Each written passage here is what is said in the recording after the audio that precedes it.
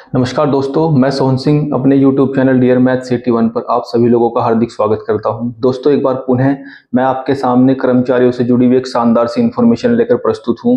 दोस्तों, इस इन्फॉर्मेशन में हम ये समझेंगे कि जो फैमिली पेंशन है, देखिए इससे पिछली वीडियो में मैंने आपको ये बताया था कि फैमिली पेंशन के लिए कौन कौन व्यक्ति एंटाइटल्ड यानी कि हकदार होते हैं और किस क्रम में उन्हें वो फैमिली पेंशन मिलती है।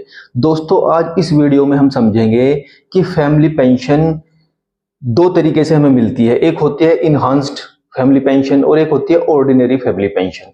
ये दोनों फैमिली पेंशन होती है, ये कितने समय के लिए फैमिली मेंबर्स को मिलती हैं, आज इस वीडियो में इस चीज को हम बहुत ध्यान से समझेंगे। दोस्तों, चलिए शुरुआत करते हैं इस वीडियो की। सबसे पहले हम समझेंगे जो सीसीएस पेंशन रूल 1972 है, उसके अनुसार जो फैमिली पेंशन होती है वो दो तरीके से मिलती है। जब सर्विस के दौरान किसी सरकारी कर्मचारी की डेथ हो जाती है, तो डेथ होने के बाद जिस तारीख में उस सरकारी कर्मचारी की डेथ होती है, उससे अगली ही तारीख में उस सरकारी कर्मचारी के फैमिली मेंबर्स को जो भी एंटाइटल्ड है यानी कि हकदार है, उस समय उसे फैमिली पेंशन का जो इनहांस्ड रेट है यानी कि जो बढ़ी हुई दर है, उसके अनुसार उसे फैमिली पेंशन मिलेगी।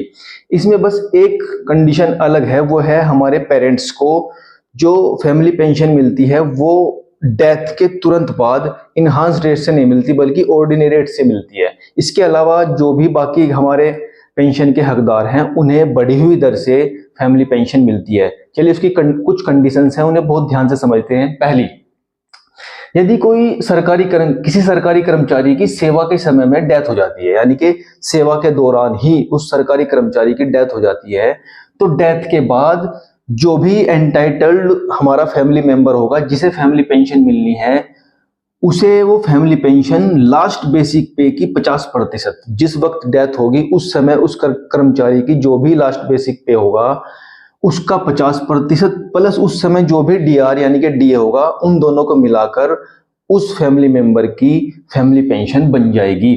और ये फैमिली पेंशन उसे लगातार उस डेट से लगातार 10 वर्ष तक मिलेगी, यानी कि जिस समय सरकारी कर्मचारी की डेथ हुई है उसके 10 साल बाद तक वही फैमिली पेंशन उसे लगातार मिलती रहेगी। ठीक है दोस्तों, वो थी हमारी लास्ट बेसिक पे की 50% प्लस डीआर। ये हमारी होगी इनहांस्ड यानी कि बढ़ी हुई पेंशन जो उसे लगातार 10 साल तक मिलेगी। इसके पहले देखिए 7 वर्ष जो ये हमारा इनहांस्ड पेंशन था यानी कि फैमिली पेंशन के रूप में हमें जो बढ़ी हुई पेंशन मिलती थी, वो 1 अक्टूबर 2019 से पहले एक नियम था कि अगर किसी सरकारी कर्मचारी की सेवा को 7 वर्ष पूरे हुए हैं तभी उसे ये इनहांस्ड फैमिली पेंशन मिलती थी बढ़ी हुई दर से। लेकिन 1 अक्टूबर 2019 में एक गजेटी नोटिफिकेशन सरकार ने जारी किया और उस गजेटी नोटिफिकेशन में यह कहा गया कि अब 7 साल की सेवा होनी जरूरी नहीं है। पहले जो 7 साल का क्राइटेरिया था उसे खत्म कर दिया सरकार ने और ये कहा कि अब यदि कोई सरकारी कर्मचारी 1 वर्ष तक लगातार सेवा में बना रहता है और उसके बाद उसकी डेथ हो जाती है तो उसके फैमिली मेंबर को बढ़ी हुई दर से फैमिली पेंशन मिल जाएगी। और इसमें उन लोगों को भी शामिल किया गया है जो 2019 से पहले अपनी सेवा 7 साल की पूरी नहीं कर पाए थे और उनकी डेथ हो गई थी, उन्हें भी अब इसी बढ़ी हुई दर से इस गजेटिंग नोटिफिकेशन के द्वारा बढ़ी हुई दर से फैमिली पेंशन मिलेगी। ठीक है दोस्तों, चलिए आगे बढ़ते हैं। यदि किसी पेंशनर्स की मृत्यु 67, देखिए ये तो उस कर्मचारी की बात हो रही थी जो सेवा के दौरान डेथ हो गई थी, लेकिन अगर कोई सरकारी कर्मचारी अपनी पूरी सर्विस करके रिटायर हो जाता है और रिटायर होने के बाद उसे पेंशन मिलनी शुरू हो जाती है, लेकिन रिटायर होने के बाद अगर उसकी डेथ हो जाती है, रिटायर होने के बाद जब वो पेंशन पा रहा होता है उस स्थिति में उसकी डेथ हो जाती है, तो अगर उसकी डेथ 67 वर्ष यानी कि 67 ईयर या उससे पहले हो जाती है, तो ध्यान से देखना दोस्तों, यदि किसी पेंशनर की मृत्यु 67 वर्ष पर या उससे पहले हो जाती है तो भी वह सरकारी कर्मचारी के फैमिली मेंबर्स को उस सरकारी कर्मचारी के फैमिली मेंबर्स को इनहांस्ड रेट से ही फैमिली पेंशन मिलेगी। लेकिन जिस वक्त उस पेंशनर की डेथ होगी उसके 7 साल बाद तक ही इस बढ़ी हुई दर से उसे फैमिली पेंशन मिलेगी। यदि उस पेंशनर की मृत्यु 67 वर्ष या उससे पहले होती है तो उसे इनहांस्ड पेंशन इनहांस्ड रेट से ही फैमिली पेंशन मिलेगी। ठीक है दोस्तों, इसके बाद हम थोड़ा आगे चलते हैं। हम ये समझते हैं कि जो फैमिली पेंशन किसी फैमिली मेंबर को मिलेगी वो अधिकतम कितनी हो सकती है, वो अधिकतम कितनी हो सकती है। तो 12 फरवरी 2021 12 फरवरी 2021 में सेवंथ पे कमीशन के अनुसार जो अधिकतम फैमिली पेंशन की राशि थी वो है 1,25,000। क्योंकि जो अधिकतम हमारी किसी भी सरकारी कर्मचारी की वेतन हो सकता था सेवंथ पे कमीशन में, वो होता था 2,50,000। इसका मतलब उसका हाफ हम करेंगे तो फैमिली पेंशन का जो मैक्सिमम राशि हो सकती थी वो 1,25,000 ही हो सकती थी। दोस्तों, ये फैमिली पेंशन का पहला प्रकार था, पहले टाइप की पेंशन है जिसे हम इनहांस्ड पेंशन बोलते हैं। और ये कब मिलती है, जब सरकारी कर्मचारी की डेथ हो जाती है सेवा के दौरान, तो उसके 10 साल बाद तक हमें बढ़ी हुई रेट से, हमें का मतलब उसके फैमिली मेंबर को बढ़ी हुई दर से लगातार 10 साल तक फैमिली पेंशन मिलती है। ये कब है, जब डेथ हो जाएगी। लेकिन जब पेंशन वाली कंडीशन आएगी कि पेंशनर्स वाली कंडीशन में अगर पेंशनर्स की मृत्यु 67 साल या उससे पहले होती है तो उसके फैमिली मेंबर को जो फैमिली पेंशन मिलेगी वो उसके डेथ के फिर 7 साल तक मिलेगी। वहां पर 10 साल तक मिलेगी और यहाँ पर 7 साल तक मिलेगी। और इनहांस्ड पेंशन जो होती है लास्ट बेसिक पे का 50% प्लस डीआर होता है। ठीक है दोस्तों, इसके बाद हम दूसरे वाली पेंशन पे चलते हैं। उसका नाम है ऑर्डिनरी पेंशन। ऑर्डिनरी यानी कि थोड़ी सी घटी हुई, ये एक नॉर्मल पेंशन है, वो बढ़ी हुई पेंशन थी, ये नॉर्मल पेंशन है। ऑर्डिनरी पेंशन का रूल ये है कि जब कोई भी सरकारी कर्मचारी का फैमिली मेंबर लगातार 10 साल तक, देखिए डेथ वाली कंडीशन में उसे लगातार 10 साल तक फैमिली पेंशन मिलेगी। जब वो ये 10 साल पूरे कर लेगा तो 10 साल पूरा करने के बाद उस फैमिली मेंबर को ऑर्डिनरी पेंशन मिलेगी। और वो ऑर्डिनरी पेंशन की राशि होती है 30% ऑफ लास्ट बेसिक पे प्लस डीआर। वहां पर इनहांस्ड पेंशन में क्या था, लास्ट बेसिक पे का 50% प्लस डीआर। जब वो लगातार 10 साल तक उस पेंशन को ले लेगा उसके बाद उसके फैमिली मेंबर को ऑर्डिनरी पेंशन का लाभ मिलेगा दोस्तों। वो होगी 30% ऑफ लास्ट बेसिक पे प्लस डीआर, ये होगी उसकी ऑर्डिनरी पेंशन।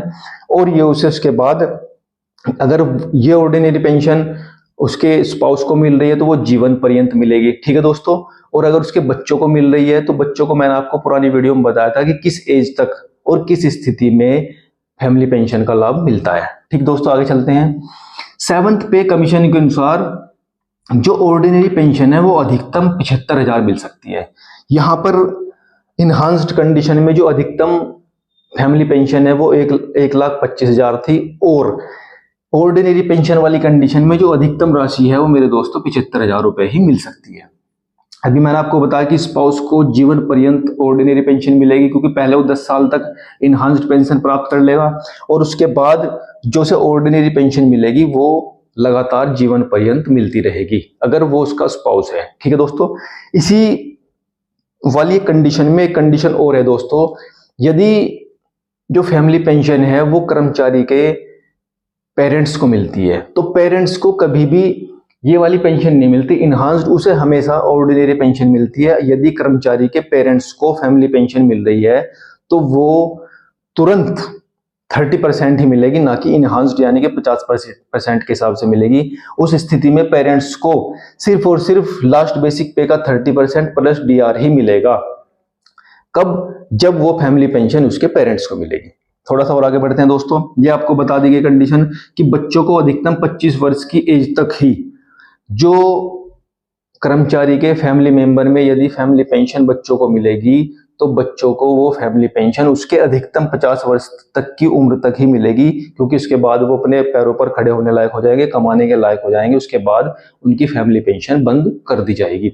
लेकिन लड़की के केस में अगर लड़की की शादी 25 वर्ष से पहले हो जाती है तो जैसे ही उसकी शादी होगी उसी वक्त फैमिली पेंशन को बंद कर दिया जाएगा।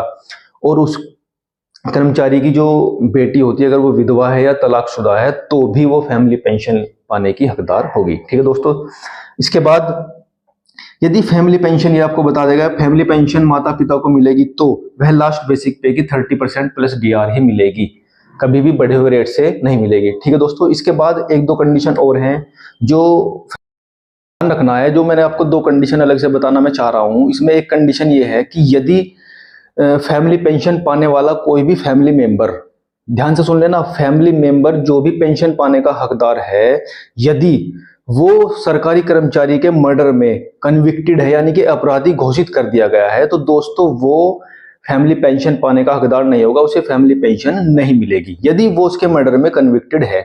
दूसरा केस ये है कि यदि कोई सरकारी कर्मचारी सर्विस के दौरान, ठीक है, या पेंशनर होने के बाद मिसिंग हो जाता है यानी कि गायब हो जाता है और आपको ये मालूम नहीं कि वो कहाँ चला गया है, तो इस स्थिति में आपको एक रिपोर्ट दर्ज करनी होगी पुलिस थाने में, और पुलिस थाने में रिपोर्ट दर्ज करने के बाद आपको उसकी रिपोर्ट को वहां से लेकर अपने उस डिपार्टमेंट में सबमिट करनी होगी जहां पर वो सरकारी कर्मचारी काम करता है, ठीक है दोस्तों। और उसके बाद ये छानबीन होगी कि वो मिसिंग है या नहीं है, और उसकी छानबीन होने के बाद ही यह निश्चित होगा कि किस फैमिली मेंबर को फैमिली पेंशन का लाभ मिलेगा, ठीक है दोस्तों। ये कुछ अलग सी कंडीशन थी जो मैं आपको बताना चाह रहा था। इसी के साथ मैं अपनी इस वीडियो को समाप्त करता हूं। नमस्कार, धन्यवाद, गुड बाय।